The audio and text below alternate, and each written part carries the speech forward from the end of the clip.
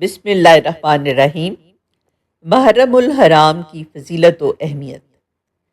محرم کے معنی معظم، محترم اور معزز ہیں۔ اس ماہ کا شمار اشہر حرم میں سے ہے جن کی عظمت و فضیلت کتاب و سنت میں آئی ہے، جن میں اعمال صالحہ کا اجر و ثواب دوگنا کر کے دیا جاتا ہے۔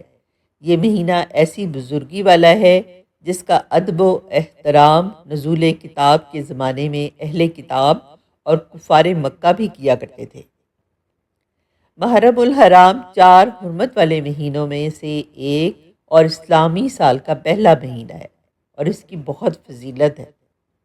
حضرت قتادہ رضی اللہ تعالیٰ عنہ نے فرمایا، حرمت کے مہینوں میں نیک کام کرنے کا ثواب بہت بڑا ہے، لہٰذا اس میں گناہ کرنے کا عذاب بھی بہت بڑا ہے۔ اگرچہ گناہ ہر زمانے میں برائی کے لحاظ سے بڑا ہوتا ہے۔ امام نسائی رضی اللہ تعالیٰ عنہ نے اس ماہ مبارک کی فضیلت پر یہ روایت نقل فرمائی۔ حضرت ابو ذر رضی اللہ تعالیٰ عنہ سے مروی ہے، انہوں نے کہا، میں نے نبی صلی اللہ علیہ وآلہ وسلم سے سوال کیا، رات کا کون سا حصہ بہتر ہے اور کون سا مہینہ افضل ہے؟ آپ صلی اللہ علیہ وآلہ وسلم نے فرمایا، رات کا درمیانی حصہ بہتر ہے اور مہینوں میں افضل مہینہ اللہ کا مہینہ ہے جس کو تم محرم کہتے ہو، لیکن ماہ رمضان اس سے مستثنیٰ ہے۔ اس مہینے میں روزے رکھنا، خاص طور پر یوم عاشورہ کا روزہ رکھنا سنت ہے۔ یہود اسلام کے ازلی دشمن ہیں، ان کی مخالفت سنت نبوی ہے، اس وجہ سے اسلام کے بیشتر احکامات میں ان کی مخالفت قولاً و عملاً کی گئی۔ ابتدا میں صرف ایک روزہ رکھا جاتا تھا۔ جب آپ صلی اللہ علیہ وآلہ وسلم مدینہ تشریف لائے تو معلوم ہوا کہ یہود بھی روزہ رکھا کرتے ہیں۔ اس پر آپ صلی اللہ علیہ وآلہ وسلم نے ان کی مخالفت میں مزید ایک روزے کا اضافہ کرنے کا حکم دیا، یا تو 9 تاریخ کو روزہ رکھ لیا جائے۔ اس کی تائید ابن عباس رضی اللہ تعالیٰ عنہم کی ایک روایت میں ہوتی ہے، یا 9 تاریخ کی بجائے 11 تاریخ کو روزہ رکھ لیا جائے۔ یوم عاشورہ سے وابستہ تاریخ۔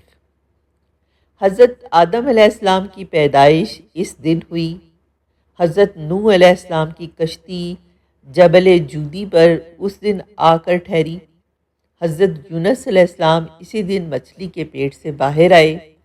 حضرت ابراہیم علیہ السلام کو آگ سے خلاصی ملی، وہ یہی دن تھا۔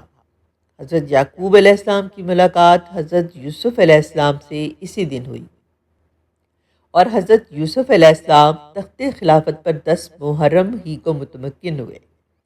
حضرت موسیٰ علیہ السلام نے اسی دن اپنی قوم سمیت فرعون سے نجات پائی، اور اسی دن حضرت عیسیٰ علیہ السلام پیدا ہوئے۔ اسی دن حضرت سلیمان علیہ السلام کو آزمائش کے بعد بادشاہت ملی، اور حضرت ایوب علیہ السلام کو بھی بعد امتحان شفا اسی روز ملی۔ یہی وہ دن ہے جس میں حضرت ادریس علیہ السلام اور حضرت عیسیٰ علیہ السلام کو آسمان پر اٹھا لیا گیا، اور یہی وہ دن ہے جس میں جگر گوشہ رسول حضرت حسین رضی اللہ تعالیٰ عنہ نے باطل سے ٹکرا کر جام شہادت گلے لگایا۔ اسی دن اس کائنات کی بساط لپیٹ کر قیامت برپا کر دی جائے گی۔ اس ماہ میں کرنے کے کام۔ اس ماہ میں چند کام ہیں جن کو ہمیں انجام دینا ہے۔ نمبر 1، یوم عاشورہ کا روزہ رکھنا۔ نمبر 2، گھر والوں پر زیادہ خرچ کرنا۔ نمبر 3، فرائض کا اہتمام اور نفلی عبادات بکثرت کرنا۔ نمبر 4، گناہوں سے بچنے کی کوشش کرنا۔ نمبر 5، اتباع سنت کو التزام کرنا۔